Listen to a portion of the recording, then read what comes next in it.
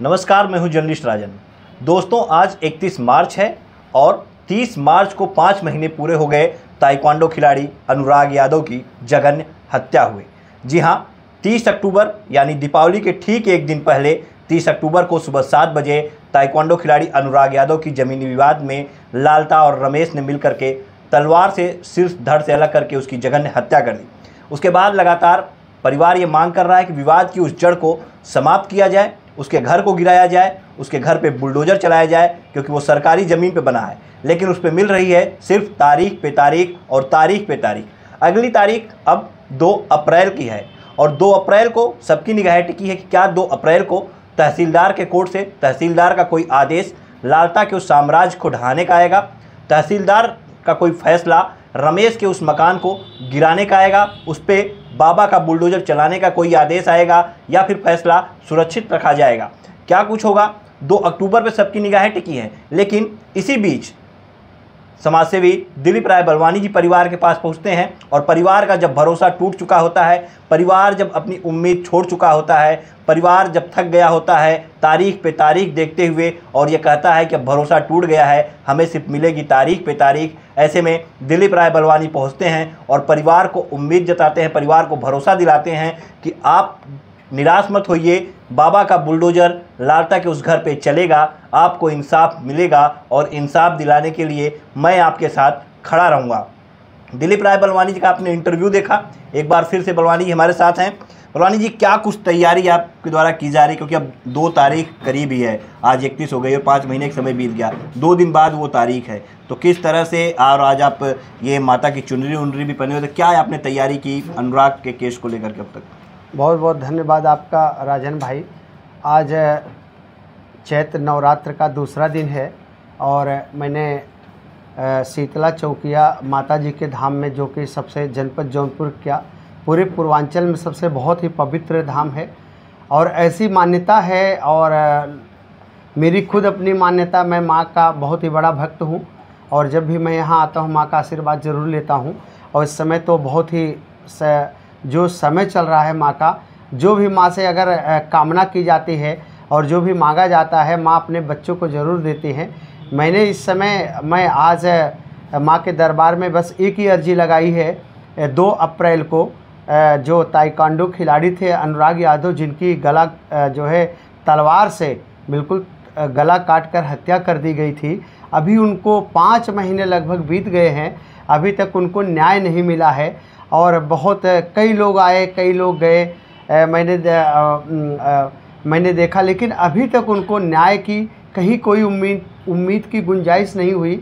मैं परसों गया था, उनके पिताजी का देख करके रो रो करके बुरा हाल था, तो मैं आज माँ से वही अर्जी लगा। मैंने कहा माँ, 2 तारीख को सुनवाई है, तहसीलदार कोर्ट सदर के कोर्ट में सुनवाई है, और मैंने माँ से यही विनती किया कि हे माँ, उस बच्चे के साथ में, उस परिवार के साथ में आप न्याय देना।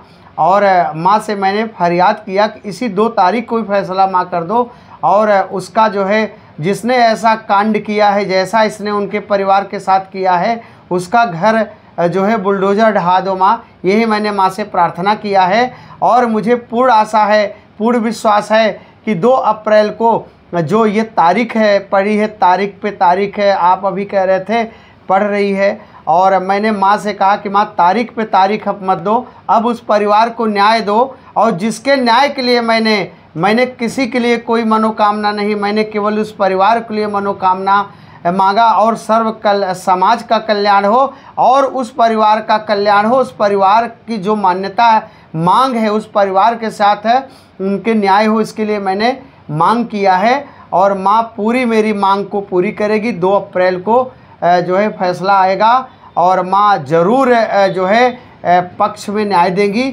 और उस पीड़ित परिवार के पक्ष में फैसला आएगा, बहुत जल्दी फैसला आएगा, मुझे ऐसी उम्मीद है। बिल्कुल बलवानी जी, चूँकि पूर्वांचल की अधिष्ठात्री हैं देवी माँ शीतला और शक्तिपीठ हैं, तो यहाँ से कोई खाली हाथ नहीं जाता, और ऐसे में आप पहुँचते हैं, अगर उस परिवार के लिए मांगते हैं, माँ से पूजा अर्चना करते हैं, तो हमें भी लगता है कि माँ शायद सुन लें और इस 2 तारीख को कोई फैसला आ जाए उस साम्राज्य को गिराने का, उस पर बाबा के बुलडोजर चलाने का और परिवार के जख्मों पे कुछ मरहम लगाने का।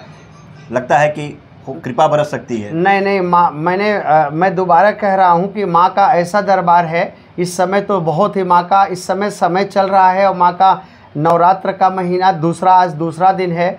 और मैं परसों गया था, मैं कल तो बहुत ज़्यादा भीड़ थी, इसलिए आज मैं थोड़ा सा सुबह गया, मैंने माँ से अर्जी लगाई और मत्था भी टेका। मैंने माँ से प्रार्थना किया, मैंने कहा मैया मतलब उस पीड़ित परिवार के साथ आप न्याय दो। तारीख पे तारीख माँ जो है, तारीख पे तारीख वहाँ पे माँ आप ऐसे शक्तियों को लगा दो, ऐसे अपने सैनिकों को लगा दो, ऐसी कृपा बरसा दो मैया कि उसका उस पीड़ित परिवार को न्याय मिल जाए। और मुझे पूरी उम्मीद है, पूरी मैं तरह से आश्वस्त हूँ कि माँ के दरबार में अर्जी लगाने पे मेरी अर्जी कभी खाली नहीं जाती।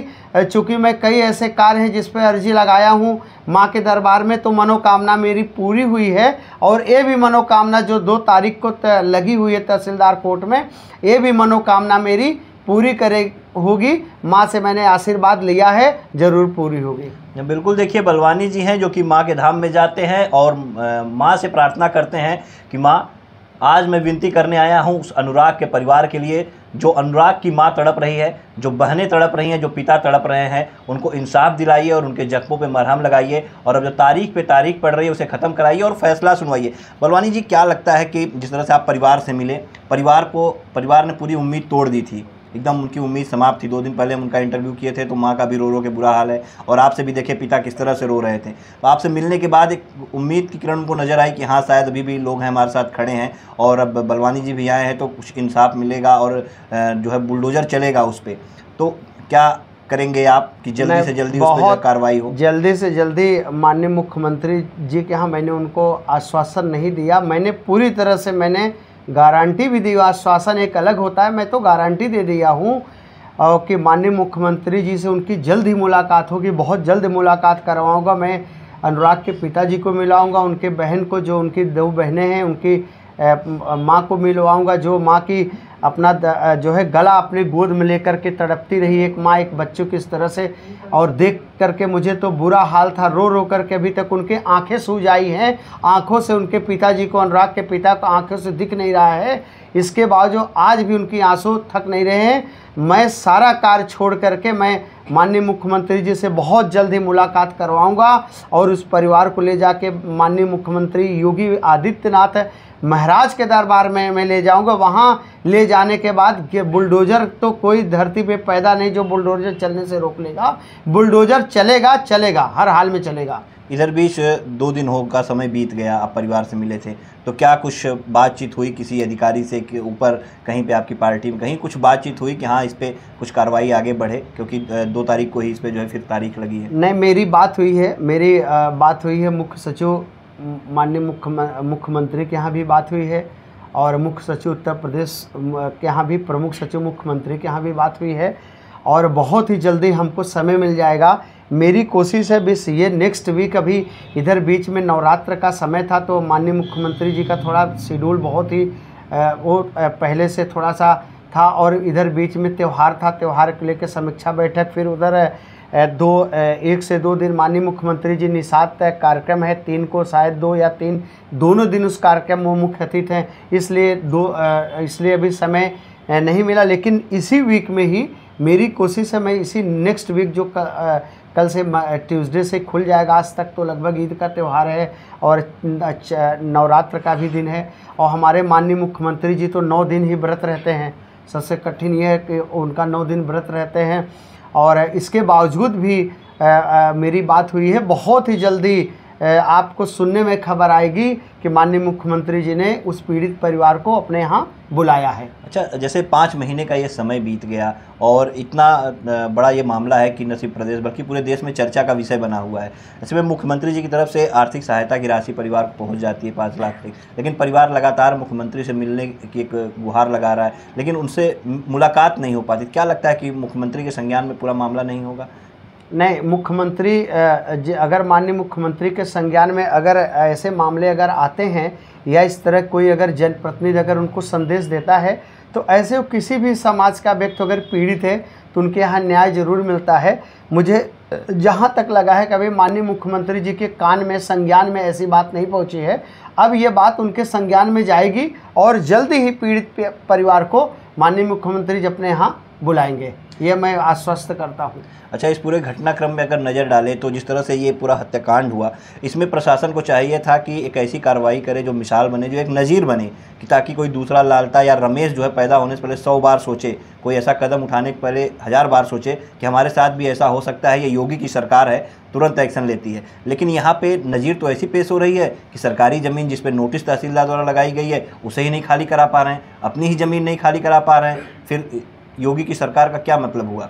नहीं, उसका एक जो जिन्होंने हत्या किया था उस परिवार में एक कोई एसआई है, सब इंस्पेक्टर है, राजेश है।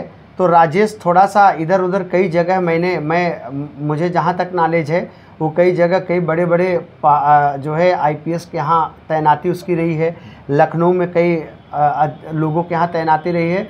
तो लोगों की जो तैनाती होती है ये लोग थोड़ा सा कान में भर देते हो सकता है कि राजेश यादव ने कहीं से पैरवी करके प्रशासन के कानों तक ये भी बात भिजवाई हो, नहीं सर देख लीजिए थोड़ा सा मेरा मैटर है। तो प्रशासन क्या है कि प्रशासन वहाँ की कार्यों को न देखते हुए सोर्स पे थोड़ा तवज्जो ज़्यादा दे दिया होगा, इसलिए राजेश की कोई भी सोर्स अब नहीं चलेगी। अब पीड़ित परिवार को मैं न्याय दिलाऊंगा और उसका तो सर्टिफिकेट भी 2 जगह का बना हुआ, ऐसा सुनने में आया है कि जो भी उसकी तैनाती है सब इंस्पेक्टर की, उसने झारखंड सरकार से अलग उसकी जन्मतिथि है और जम्मू कश्मीर से अलग उसकी जन्मतिथि है, और उसका एक छोटा भाई है। और गांव वाले ये बता रहे थे, मैं तो वहाँ गया था परसों, गांव वाले बता रहे थे, कई लोगों ने मुझे बताया उसका जो एक भाई है छोटा वो 6 साल बाद पैदा हुआ है और दोनों लोगों की जन्म तिथि एक बन गई है। मतलब ये भी बहुत ही एक चिंतनीय विषय है और आदमी बहुत अच्छे, मतलब सोचिए कि जो अपने जन्म तिथि में हेरा फेरी कर करके नौकरी कर रहा है वो समाज का जहाँ पे तैनाती होगी और समाज का या पब्लिक का क्या भला करेगा, उसकी भी जांच मैं मुख्यमंत्री जी के यहाँ उसकी भी जांच की मांग करूँगा। और मैं पुलिस के बड़े अधिकारियों को इस मैटर को मैं संज्ञान में लाऊंगा और प्रमुख सचिव मुख्यमंत्री संजय प्रसाद जी को मैं ये व्यक्तिगत मिल करके मैं ये बातें बताऊंगा और उसमें भी बहुत ही मतलब मैं उस पर जांच कराऊंगा और उसको अगर ये जांच में दोषी पाया गया तो नौकरी से बर्खास्त भी होगा और जेल भी जाएगा। बहुत बहुत धन्यवाद बलवानी जी हमारे साथ जुड़ने के लिए। तो दिलीप राय बलवानी जी हैं जिन्होंने साफ तौर पे बताया कि किस तरह से इस पूरे केस पे इन्होंने नज़र बना रखी है और इंसाफ दिलाने के लिए अब ये आ गए हैं। और निश्चित तौर पे इन्होंने साफ तौर पे ये कहा कि योगी जी को पूरा मामला जो है संज्ञान में नहीं होगा, वरना अब तक कब तक की जो है कार्रवाई हो गई होगी। हालांकि इस पूरे मामले में जो प्रशासन का थोड़ा ढीला रवैया नज़र आ रहा है उस पर भी साफ तौर पर उन्होंने कहा कि जो राजेश दरोगा है कहीं ना कहीं उसकी पहुंच के चलते ही ये सब हीला हवाली हो रही है। लेकिन अब जो है कोई हीला हवाली नहीं होगी, अब फैसला आएगा। और इसी को लेकर के आज इन्होंने माता के दरबार में माथा भी टेका है और माता से मनोकामना भी मांगी है कि माँ मुझे शक्ति दो, मैं उस परिवार को इंसाफ दिला सकूं और अपना आशीर्वाद भी बनाए रखिए। और माँ का आशीर्वाद इनके साथ रहे, माँ का आशीर्वाद हम सबके साथ रहे और माँ का आशीर्वाद उस परिवार को भी मिले। और हम भी यही चाहेंगे कि 2 तारीख को कोई चमत्कार हो और तहसीलदार के द्वारा फैसला सुना दिया जाए।